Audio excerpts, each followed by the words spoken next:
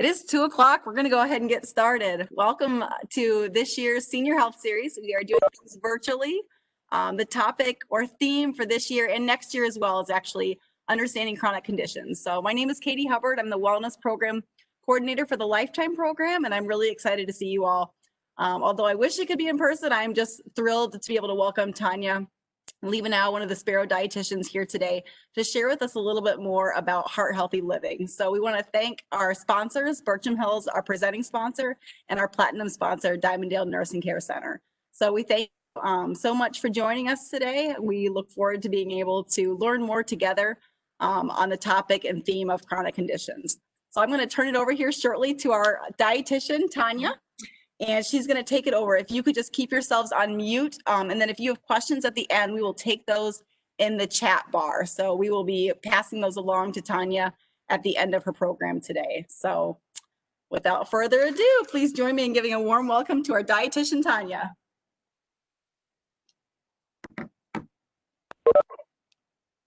Hi, everyone. I'm Tanya Leavenow, one of the dietitians at Sparrow. I am super excited to be able to talk with you a little bit more in this series. So again, like Katie said, if you do have questions along the way, just go ahead and put those in the chat box, and then she will bring those questions to me as I'm finishing up. And I hear somebody who had logged in. If you could just put yourself on mute, that would be helpful. We're getting a little bit of feedback here. Thank you so much. That's perfect. All right. So what I'm going to talk about today is, sorry, it's not going forward here. Give me just a second.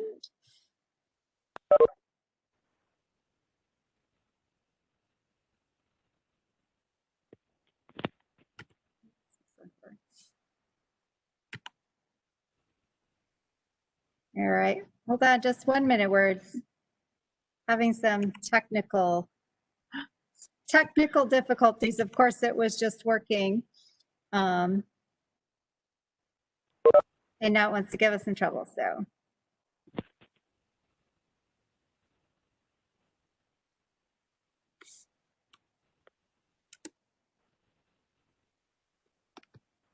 There we go.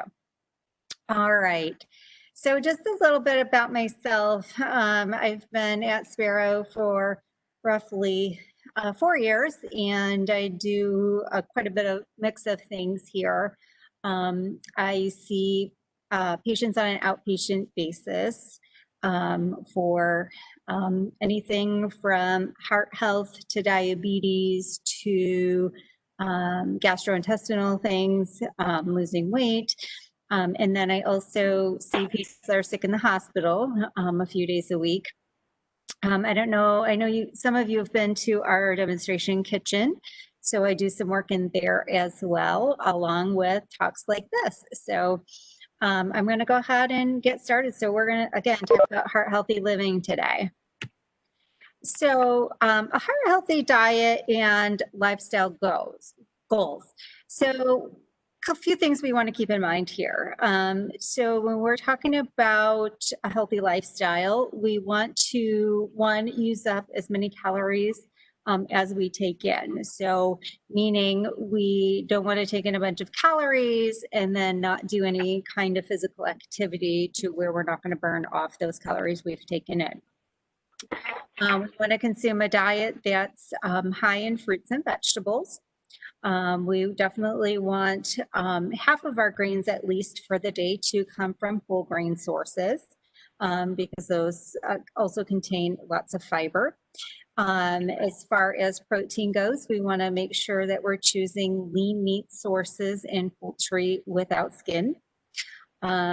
Dairy, we want to try to do the lowest fat we can tolerate. I understand that sometimes the fat-free stuff just doesn't work out well for your recipe. So in that case, maybe a reduced fat would be better than the full fat version. We want to try to include fish in our diet a couple of times a week if possible. And then the things that we want to be careful of is our intake of saturated and trans fats. So those are the types of fat that we want to limit. Our diet doesn't have to be super low in fat altogether, but limit that saturated and trans fats. We want to also work on cutting back on the types of beverages that contain a lot of added sugar. In foods that contain a lot of added sugar. So not saying that we couldn't enjoy something every once in a while, but if we are consuming those things on a regular basis, we definitely want to cut back. We also want to be careful about our salt intake. So trying to get used to preparing foods without salt. And then also looking at foods that we're buying that come in some kind of a package, because a lot of times those will have added salt or added sugar to them. And then as far as alcohol goes, a little bit is okay. If you don't drink alcohol, it's certainly okay. But if you do, we just want to make sure that's in moderation. And we're going to go into these, each of these areas a little bit in further detail. And then one of the other things is well, not so much right now because of COVID, but we like to eat out, right? As we get older and we get into that retirement age, dining out is kind of a social thing. And so we want to keep these things in mind, all of these items in mind when we're eating out so that we can make the best choice we can from what's available to us. All right, I apologize. It's not wanting to go forward again.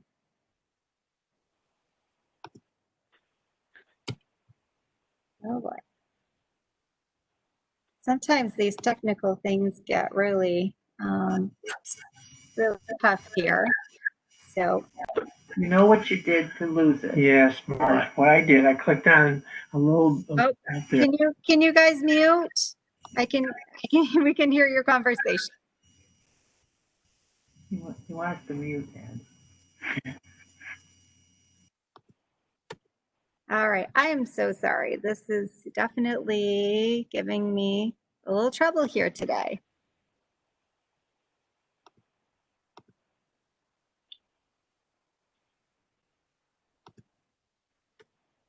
So see, Katie walks out of the room and then it starts giving me trouble. So bear with me. Sometimes these technical things get us really, really confused also.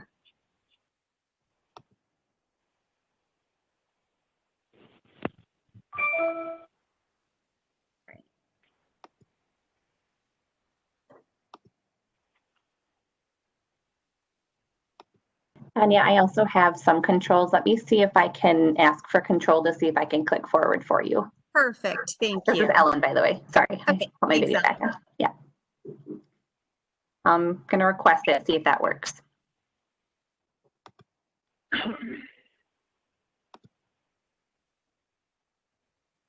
All right. Go ahead and go forward. Okay, let's see.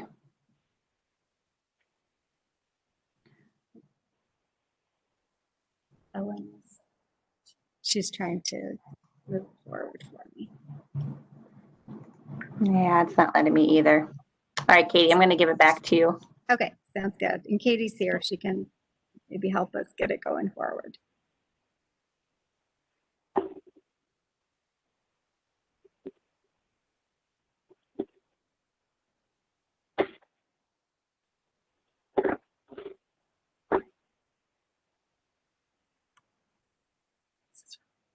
Yes.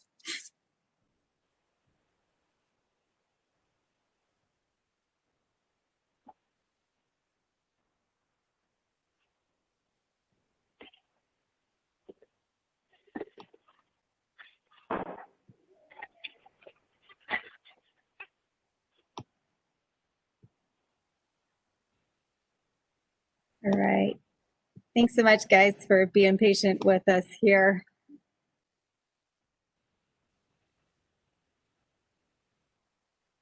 So I'm going to go ahead and talk a little bit about the two diets we have here.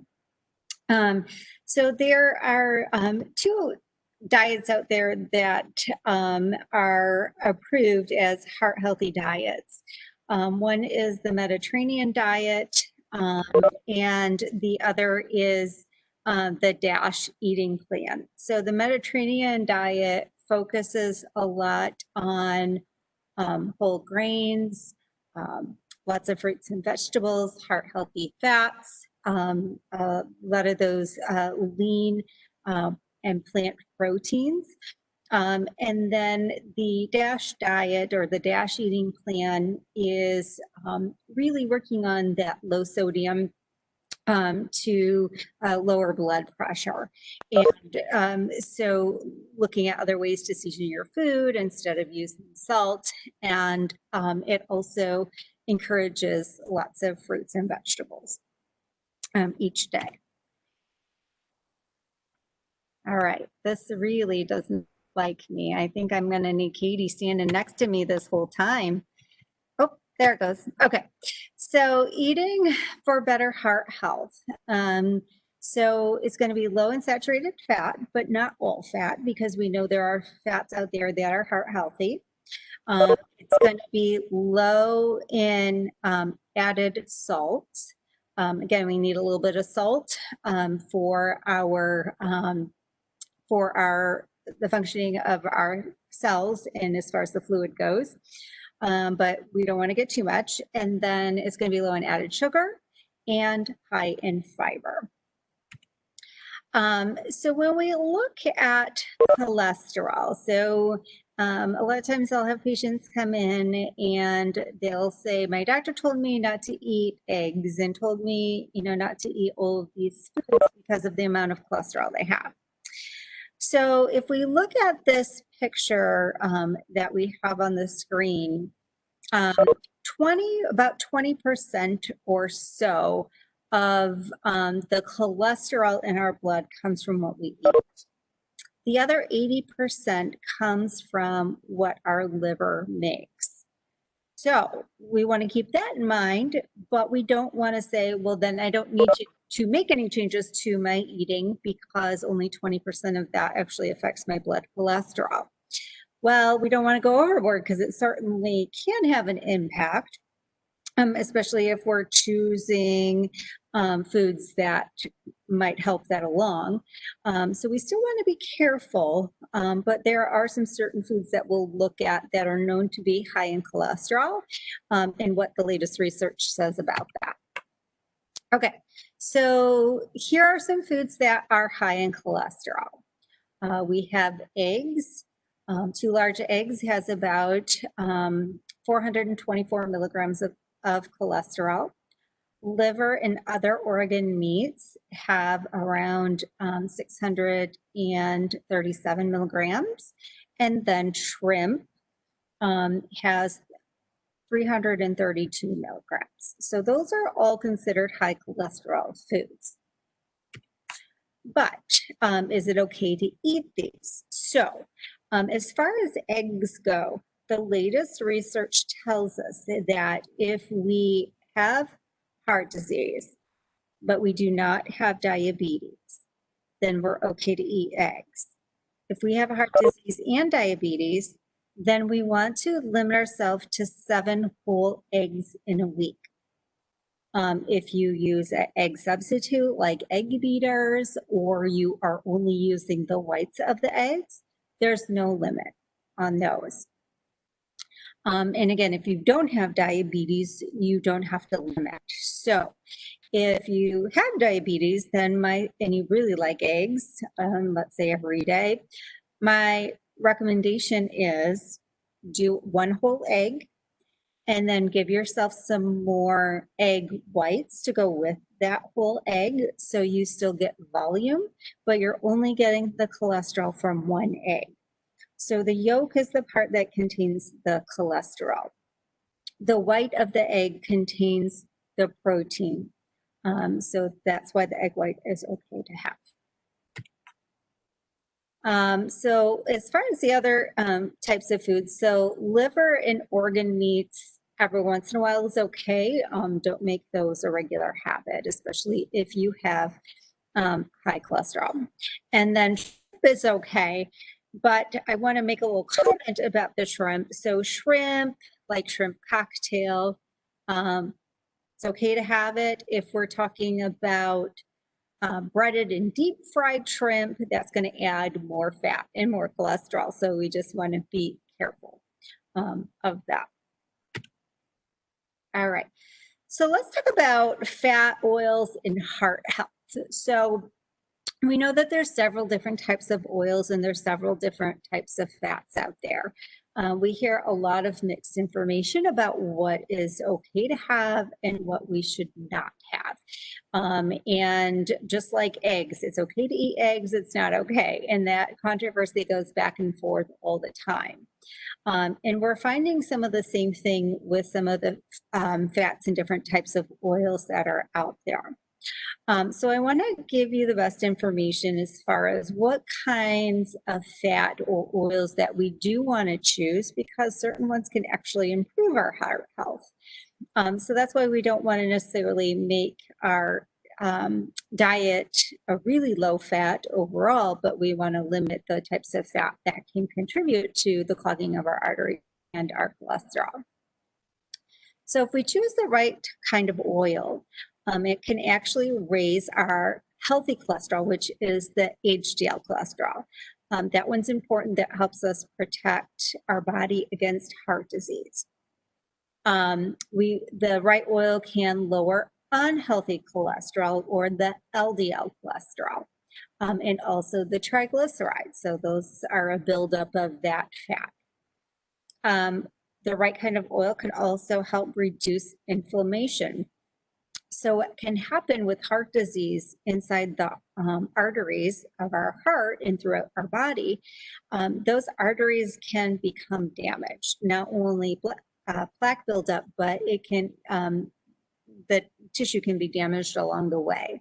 And so eating the right type of diet with the right types of oils and a good combination of heart healthy foods can actually repair some of that damage. And so then what happens is the blood flows a lot better and a lot more efficient through those arteries.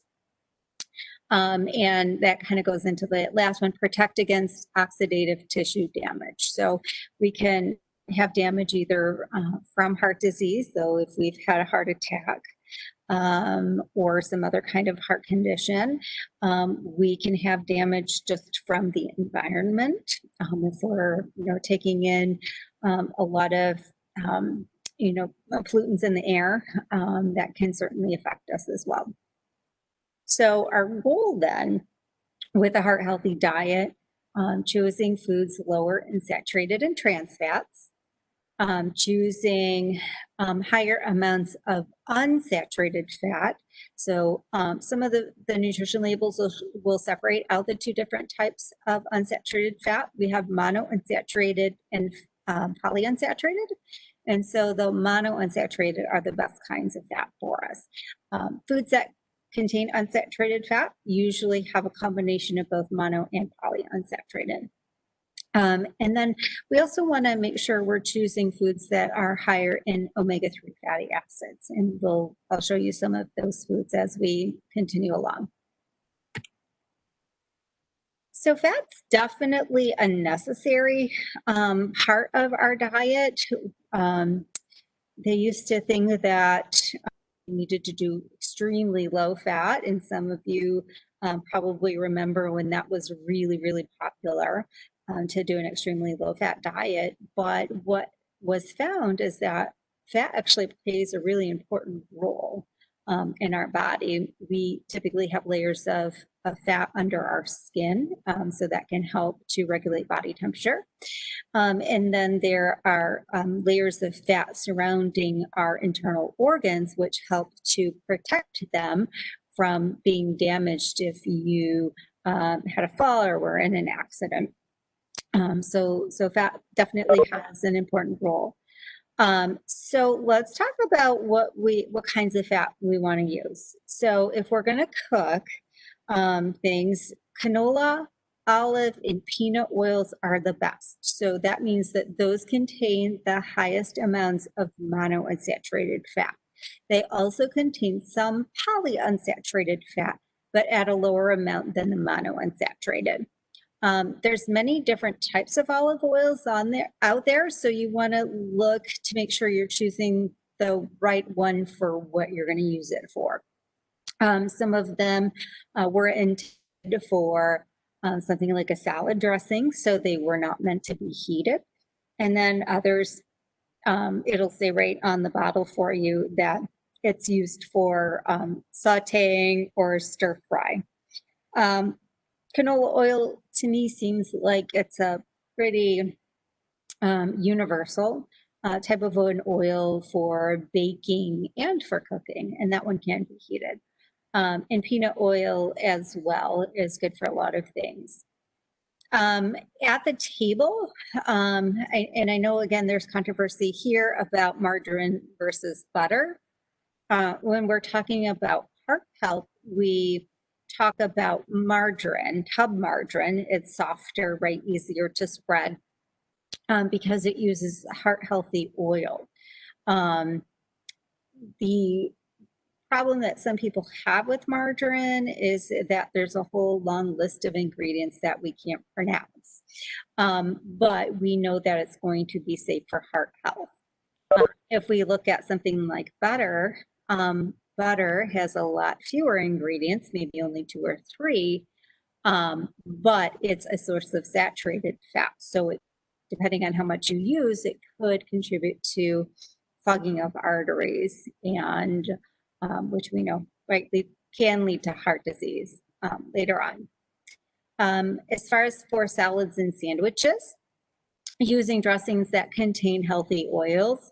So an example would be like mayonnaise. They now have some that are made with olive oil and avocado oil. So if mayonnaise is something you're not willing to give up, which is totally fine, I like mayonnaise, then try to get the one that contains some olive oil or the avocado oil in it. Same thing with butter. I've seen some of the spreadable butters now contain some canola oil or contain some olive oil. Makes it easier to spread and gets us a little bit more of those heart healthy fats in. All right, so monounsaturated fat, we know that it's liquid at room temperature. It's found in plants. The monounsaturated fats are the type that help to lower our bad cholesterol and increase our good cholesterol. And there are some of the sources for us: canola oil, olive oil, nut oils, and avocados. I'm kind of surprised at how many oils they have out there and available now. They used to have just peanut oil, and now you can find all kinds of things like walnut oil, and you can even find avocado oil out there. Those tend to be a little bit more expensive, but it's kind of fun to use some of those different oils to see if you get a different taste or a different outcome with your recipe. The polyunsaturated fats, so the monounsaturated are the best kind of fat, and then the polyunsaturated is the second best type of fat. And again, these sources of polyunsaturated fats, they definitely have a combination of the polyunsaturated and the monounsaturated, but they just have more of the polyunsaturated and less of the monounsaturated. So these are also liquid at room temperature. They are also found in plants, and they help to lower cholesterol. But the big difference with this one is that it doesn't increase your HDL or your good cholesterol. And some places we find polyunsaturated fats: soybean oil, safflower oil, sesame oil, sunflower oil, and the list goes on. Our nuts are another place that we get some of these unsaturated fats from.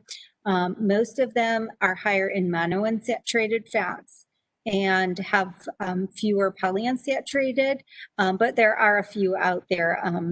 of nuts and seeds that do contain a little bit more of the polyunsaturated fats. All right, so saturated fat, we know that it can increase our cholesterol levels.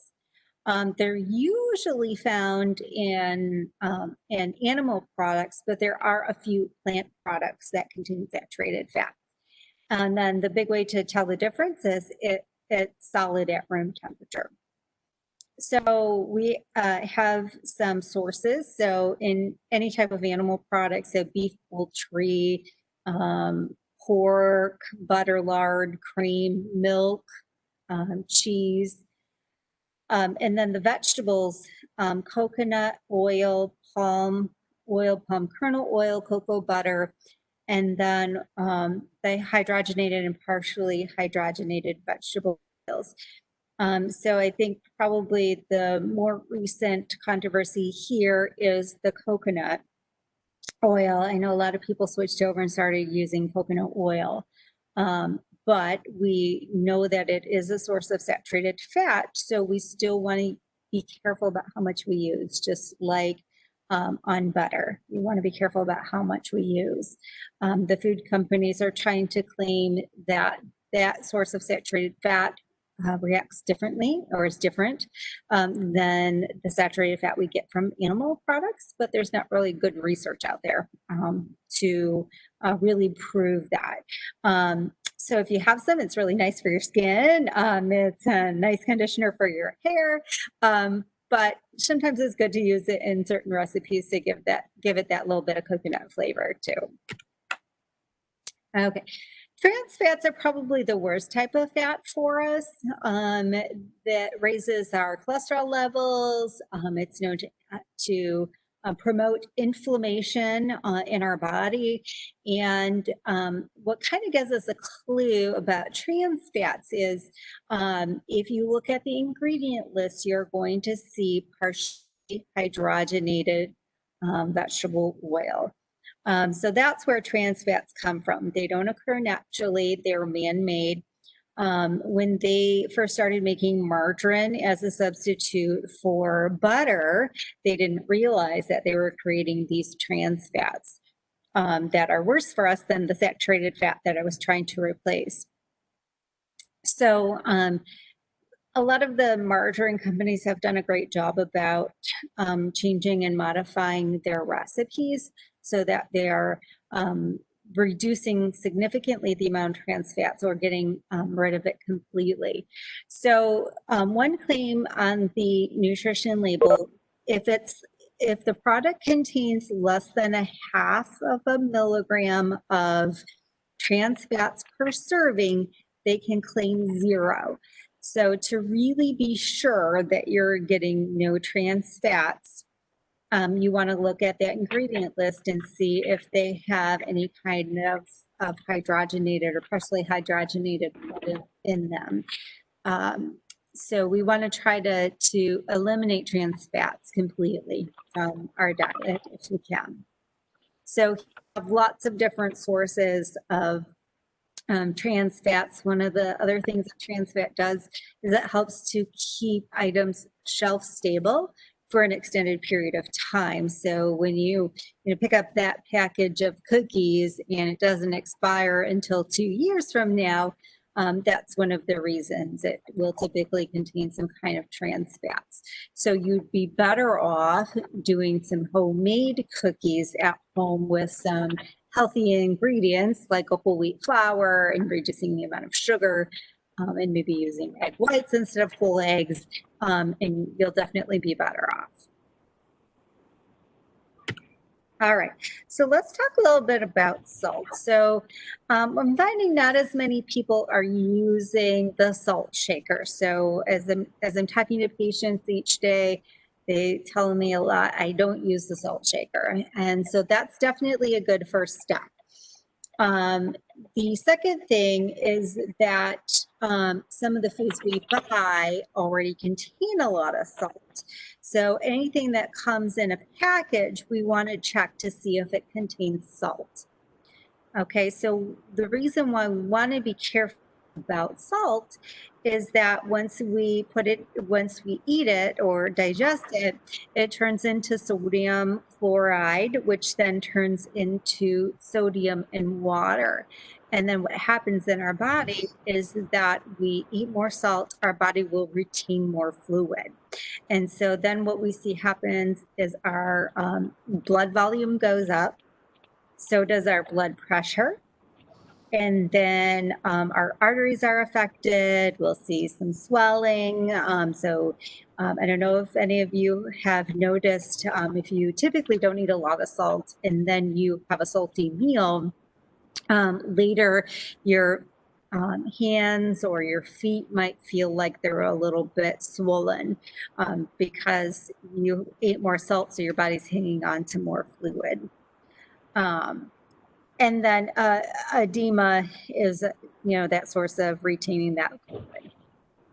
All right, so sorry, that didn't line up very well. Our average salt intake from adding salt at the table is about 20% of our salt intake, and then the other 80% comes from foods that we're eating that are already containing salt. So the food companies are doing a good job about making more lower sodium or no added salt products available to us. So if you really like canned green beans and you get the regular canned green beans, look for ones that say no added salt, because there can be a significant difference in the sodium content. Just for an example, I compared one day Kroger brand regular green beans versus their no added salt version. The regular green beans had about 400 milligrams of sodium for a half a cup of those green beans. The no added salt had only about 25 milligrams of sodium for that same half cup. So you really want to look at those labels. So if we're thinking about a low sodium diet, usually somewhere around 2,000 milligrams a day is acceptable, unless your doctor has told you to restrict it further. But if you're just trying to reduce the amount of sodium in your diet, 2,000 is typically a good amount. All right, now I'm stuck again. Okay, sorry, there it goes. All right, so we get questions too in regards to the different types of salts that are out there. So we have sea salt, we have regular iodized table salt, we have the Himalayan pink salt, we have garlic salt, onion salt, celery salt. You want to keep in mind, salt is salt. Some of the different types of salts vary in the size of each grain of salt, so that can make a difference. And all right, so I know you have to do mobile and Zoom and Jimmy, you have 2 hours call service screen on your phone. Are you able to try to attempt to sign into the website? Somebody, can you mute? Somebody's not muted. Thank you. All right, so this just kind of shows you, so if we're doing a 1/4 teaspoon of sea salt and a 1/4 teaspoon of table salt, they're going to still contain the same amounts of sodium. Okay?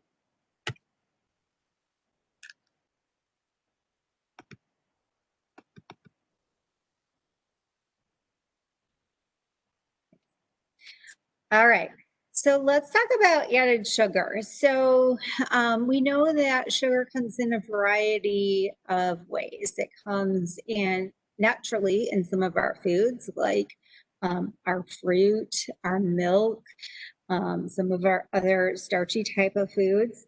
And then we have added sugar, which would be things like donuts and cookies and candy and sweetened beverages. Maybe it's sweet tea, or it's Coca-Cola or Pepsi.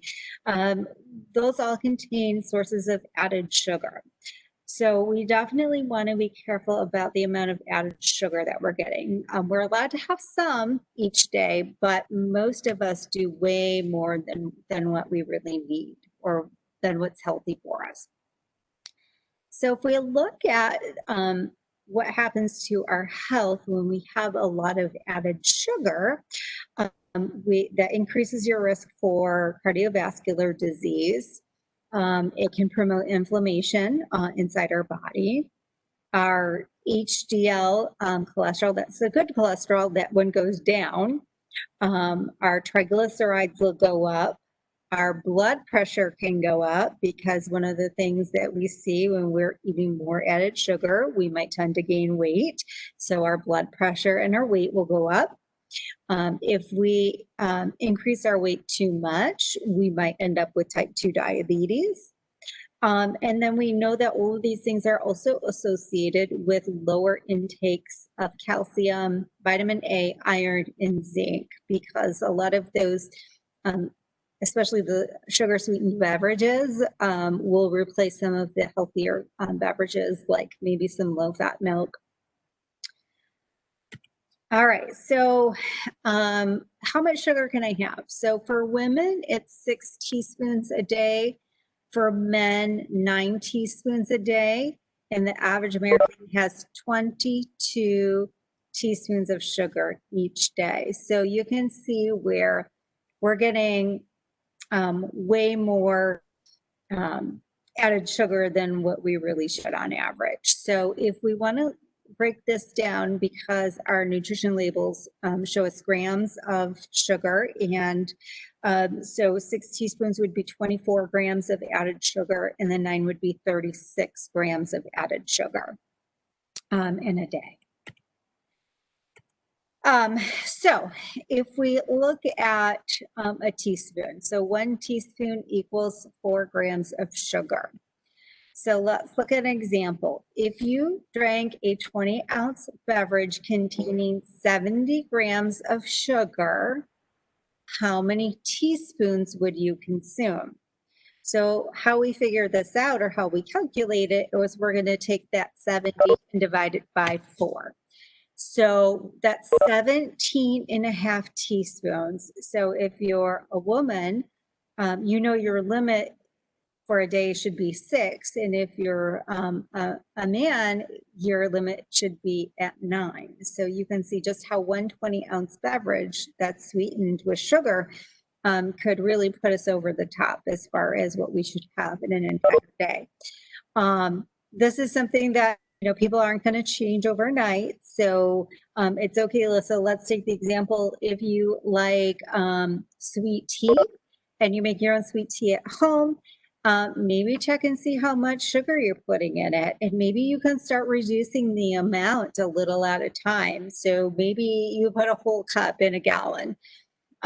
So maybe try doing 3/4 of a cup or 2/3 of a cup, and slowly make that transition to get yourself down to the least amount that you can tolerate. So if we're looking at the label, if we're not really sure if something has added sugar, here are some items that you might see on the ingredient list. And so if you see any of these, this still means that it contains added sugar. Now, we know that there are some sweeteners on here that may be a little healthier for us, like honey or maple syrup, because those are naturally occurring. They're still sources of added sugar, and we still need to be careful about how much of that we're using and adding to our foods. Okay, so let's look at this nutrition label, because I know that we're seeing some of both of these on products. The one on the left is what we're calling the current or the old label, and the one on the right is what we're calling the new label. By January of 2021, you will no longer see that label on the left, and you will only see that label on the right. The reason you're seeing some of both currently is it depends on the company as far as what they sell in terms of dollar amounts. So if the company sells over like $10 million or has over $10 million in sales a year, then they had to be changed over January of 2020. If it's a smaller company that does a lot less than $10 million in a year, then they have a little more time and they don't have to be changed over until January of 2021. So a couple of things are probably the biggest thing that I want to point out to you in terms of the differences in the labels is you see it circled in red there, that added sugar. Now, if we look at the label on the left, under total carbohydrates, we see 12 grams of sugar, okay? Now, if we look at the one on the right, that same 12 grams of sugar, so that's 12 grams of sugar total. So that would be a combination of sugar that's naturally occurring in the product, and it's going to be added sugar. So both of those are added up to get that 12 grams. So what the newer label is showing us now is how much of that sugar is added sugar. So if we had a nutrition label on our fresh fruit, like an apple or a banana, you would see the total sugar amount, and then it's going to say include 0 grams of added sugar. I know our fresh fruit doesn't come with that nutrition label, but if it did, that's what you would see. Total sugar and then 0 grams of added sugar. Now, one of the best ways to know if you're seeing that newer label or the older label is that font size on the calories. It's a much bigger font size than everything else, where the older label was all the same font size. So that's a really easy way to know if you're seeing that newer label or not. All right, so fruits and vegetables, why do we want to make half of our plate fruits and vegetables? Because we know that they will lower our bad cholesterol and raise our good cholesterol. So how it actually lowers our bad cholesterol is that fruits and vegetables contain fiber. And we have a couple of different types of fiber. Some fiber breaks down in our digestive system and goes into our blood, and the rest of the fiber just stays in our GI tract. So when the fiber breaks down and gets into our bloodstream, what happens is it actually will attach itself to some of those bad cholesterol cells, and it'll help our body to get rid of it. So that's how it lowers that cholesterol. We know fruits and vegetables are loaded with antioxidants, which are important for keeping our immune system strong. So can help to ward off the cold and the flu and hopefully COVID. It can help to repair our cells. So if we have some damaged cells that could potentially down the road lead to cancer, you know, our body can help to take care of those cells in the way that they need to. And then fruits and vegetables also have anti-inflammatory properties. So reducing inflammation is important for diabetes and heart health, arthritis, all kinds of things, cancer. So fruits and vegetables really play an important role. So our goal is to try between fruits and vegetables together to get 4 to 5 cups in a day. Now, I know that sounds like a lot, but if you actually were to look at it, it's really not that much, especially if you spread it out throughout the day. So if you think about 3 meals a day, try to get a fruit or a vegetable at each meal. And then you can also include them for snacks in between meals if needed. So our fruits and vegetables contain lots of fiber, like we talked about on the previous slide. They have phytonutrients. They have all the vitamins and minerals that our body needs. You can take, you know, a vitamin or mineral supplement, but you're just not going to get them quite like you would if you're getting them from the fruits or the vegetables, just because it's working together with so many other things in your body. And kind of our goal is to reduce our risk of heart disease and reduce our risk of stroke.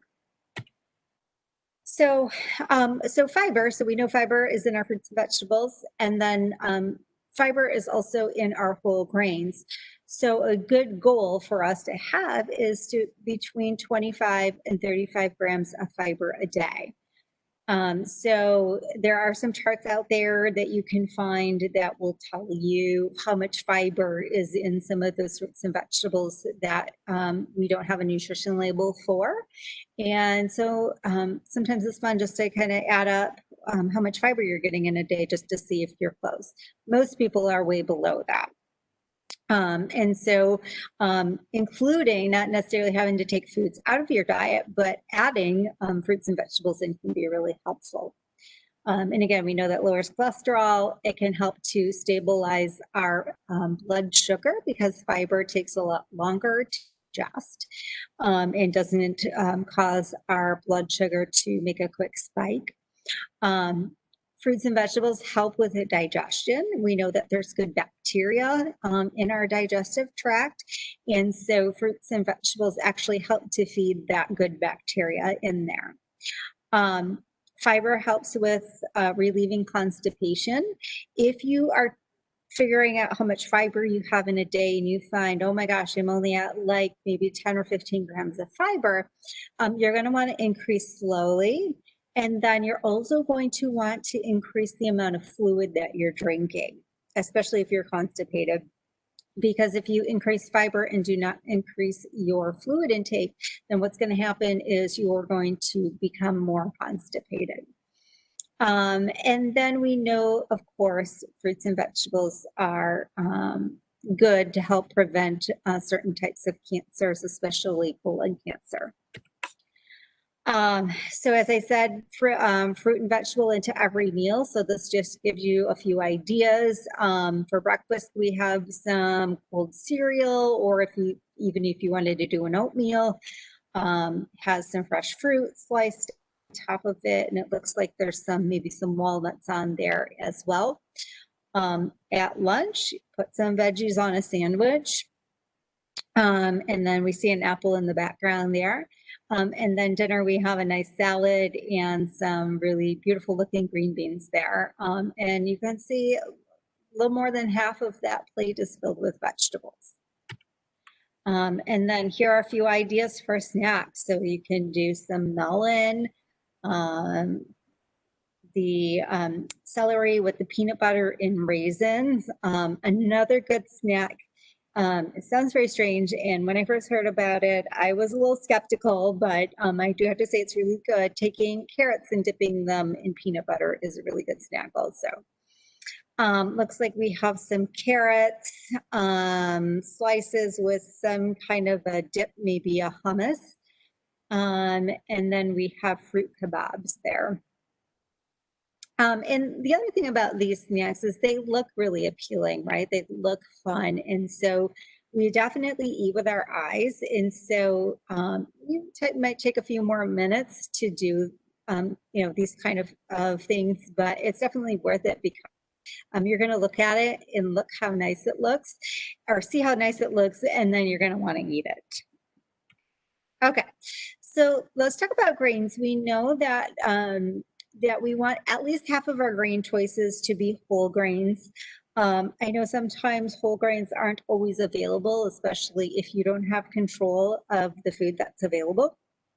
But when we can, we want to definitely choose those whole grains because they are higher in fiber and they contain the vitamins and minerals in their natural state. So here are a couple of different examples. So when you're looking at, if you hold cereal, looking at one where the first ingredient is whole, and then whatever the grain is, whether it's whole wheat, whole rye, whole corn, just so you know that it's that whole grain.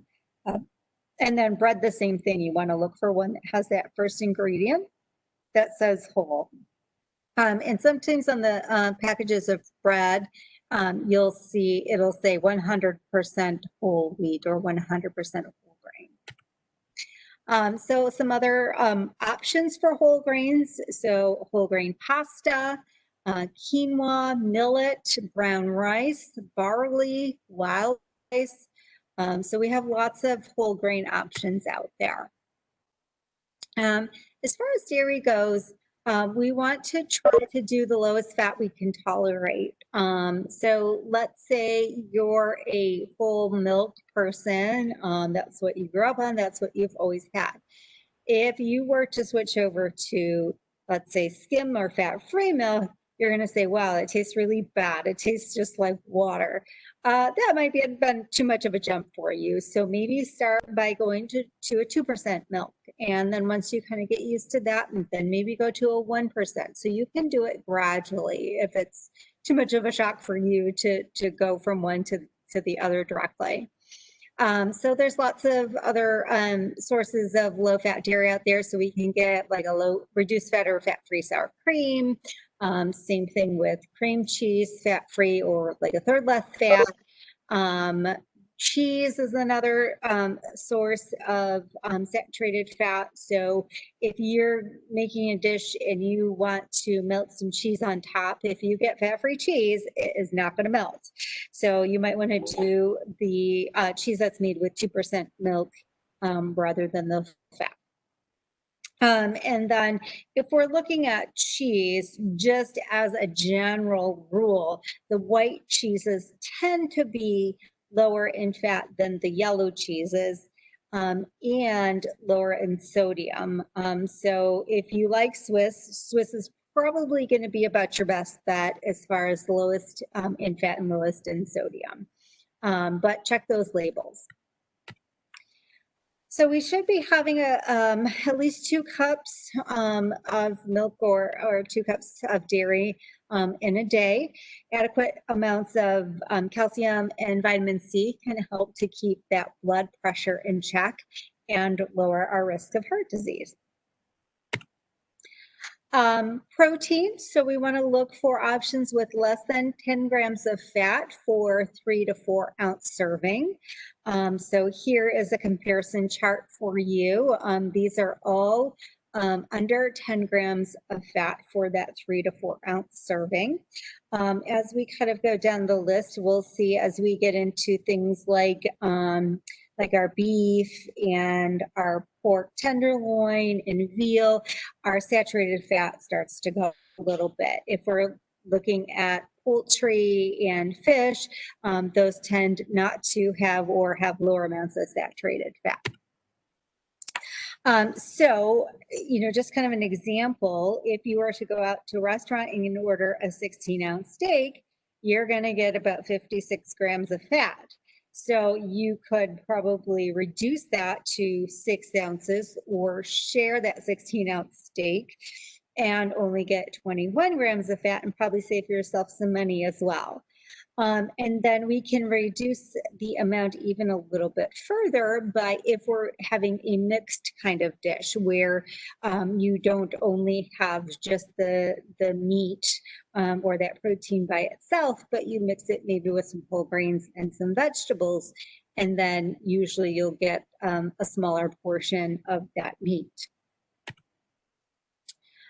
Fish, the recommendation is about 2 servings a week or 8 ounces in a week of fish. We know that it will help to lower our our LDL cholesterol and our triglycerides and help to increase our HDL cholesterol. Fish is one of the places that we can get those omega-3 fatty acids from, which can help reduce inflammation in our body as well.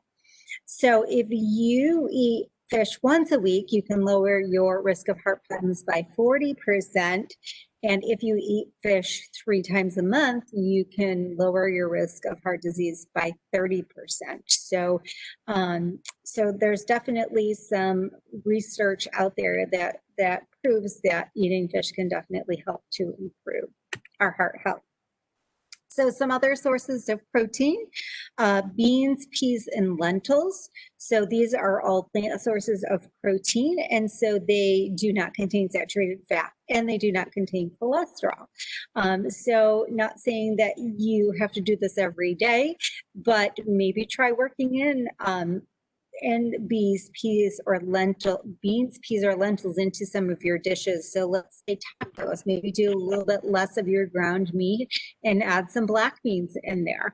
And then that meat's going to go a little further for you and save you some money because beans tend to be a little bit cheaper. Okay, and then beans and lentils also contain fiber, which our meat products do not. And so again, can help us to lower our cholesterol. Some other places we get protein, nuts. They are high in that monounsaturated fat, and it can help to bring our HDL cholesterol or our good cholesterol up. And a serving size is about 2 tablespoons. So this is true of nuts and the nut butters like peanut butter, almond butter. There's so many out there that you can use. And then soy is another option for protein. So again, it's a great source. It comes from a plant, so it's high in fiber, low in saturated and trans fats, no cholesterol. And there we give you a few food ideas on where you might get soy or how you might be able to fit soy into your eating plan. So just to kind of summarize here, we want to use up as many calories as we're taking in. If we're trying to bring our weight down, then we want to take in less calories and burn more calories. We want those fruits and vegetables in because they're high in fiber. They can reduce inflammation, improve the health of our arteries. We want to choose whole grain, high fiber foods. Again, we know that fiber can help us get rid of some of that bad cholesterol in our body. When we're making choices for protein, so we want to choose meats that are lean, poultry that doesn't have skin, or we might try one of those plant sources of protein like soy or beans or lentils.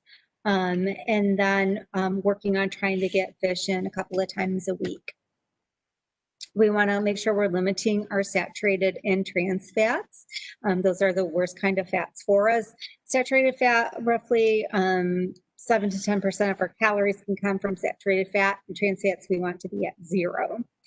Work on cutting back on the beverages and foods that contain added sugar. So remember, women, we should limit to 6 teaspoons or 24 grams of added sugar in a day, and for men, 9 teaspoons or 36 grams of added sugar in a day.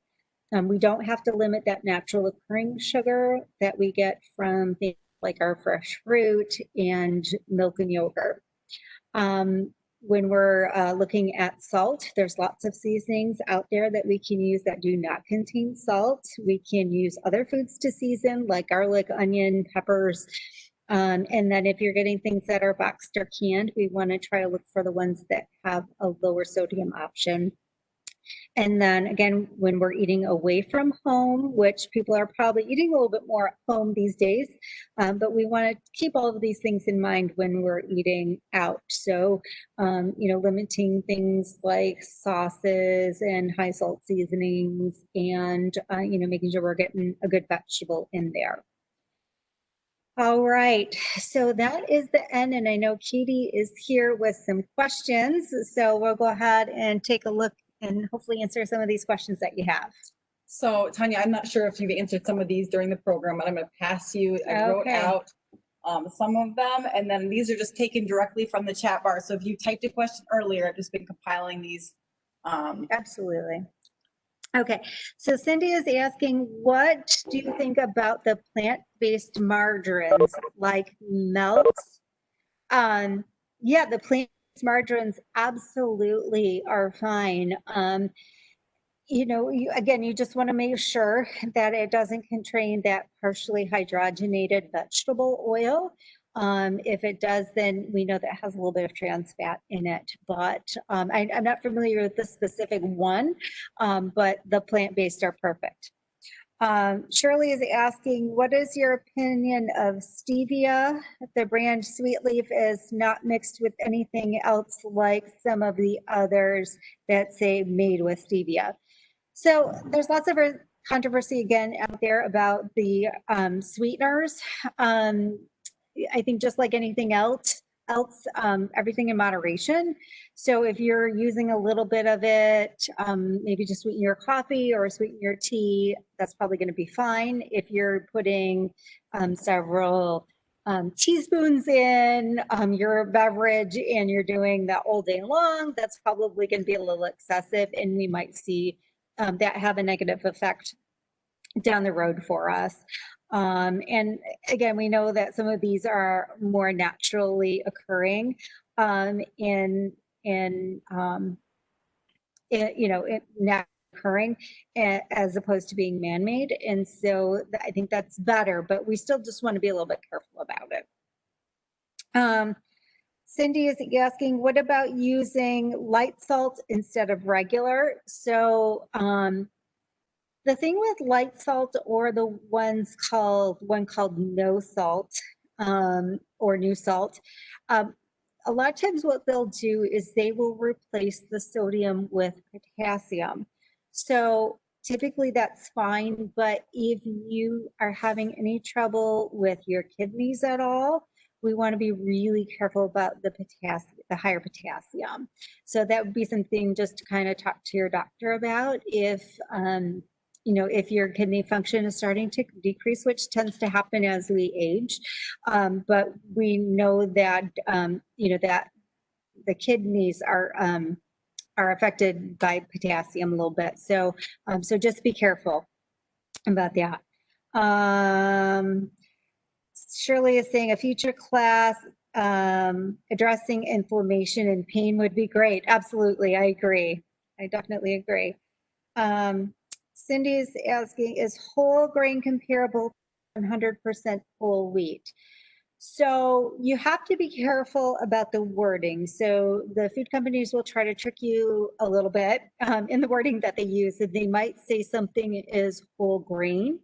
And so then if you were to look at that ingredient list, you might see that that product contains some whole grain, but also some enriched grain as well. So for example, you might see a bread say whole wheat flour and enriched white flour or enriched wheat flour. So you want to be a little bit careful of those. So the 100% whole grain is definitely a little bit of a better choice. Cindy's also saying, I've noticed that fiber content on whole grain is often lower than 100% of whole wheat. So again, you just want to kind of look at that label, look at those ingredient lists, and if they have an enriched flour of some type in there, then you know that it's been stripped down, it's lost its fiber, and then they add those vitamins and minerals back in, which is the enrichment process, but they can't add that fiber. So really about 3 grams of fiber per serving is a good place to look, or a good place to start with your bread. Okay, we have some more. All right, and then Shirley says, my son has been eating steak several times a week, stating that they are very lean, so he doesn't think he's getting much fat. Is that true? So it depends what kind of steak you get. So a sirloin is going to be a little leaner than, let's say, a ribeye. So really, when you are picking out something like a steak, a couple of things that you want to look at. So you want to look at the amount of marbling that it has in it. So if it has a lot of fat mixed in through the muscle or through the meat, then it's not going to be as easy to get rid of that. If it has just some on the outside edge, trim that off before you cook it. So, so the steak is really going to depend on what type of steak or what cut of steak it is and how much fat you can visibly see on it before you cook it. And then Cindy is asking, is eating from farm-raised fish bad for you? Negatives outweigh the benefits, as well caught fish best. Oh, that's a good question. That's kind of a tricky one. You know, with the farm raised fish, you know, if we think about you know, anything that's kind of contained. If we're looking at cows, if we're looking at chickens, if we're looking at fish, when they're all contained in a small space, if one gets sick, right, it could lead to more of them getting sick. If we can get them in their natural state out in the wild, personally, I feel like that could be a little bit of a better choice. And then as far as the benefits and the risks, so we know about 8 ounces a week is still considered safe to where the benefits will outweigh the risk. If we're starting to eat more than that, then we do worry a little bit about the risks being higher than the benefits. So if you can limit to about 8 ounces in a week, that's going to be your best bet. All right, that's all the questions I have. So Katie's going to take back over. Hey, we're going to go ahead and just wrap it up here with a few housekeeping things. Thank you so much for joining us today and hanging with us. I have a couple notes that we can improve our viewing experience for you for next week's Senior Health Series. Next week's topic is with the respiratory therapist. It's on the topic of asthma and COPD, so I hope you'll make plans to join us. The viewing link that you were emailed for this session and the passcode, Lifetime 2020, will stay exactly the same. So if you've registered for next week, you'll get a reminder email from me the day before with the viewing link, which is the same one. So if you want to bookmark it on your web browser and save it as your favorites, you'll go to the same thing. I'll try to pop on again 10 minutes beforehand next Tuesday at 2 o'clock and welcome you all and get us all set up for the program on asthma and COPD. Thank you again for joining us today, and we hope to see you next week. Take care. Bye.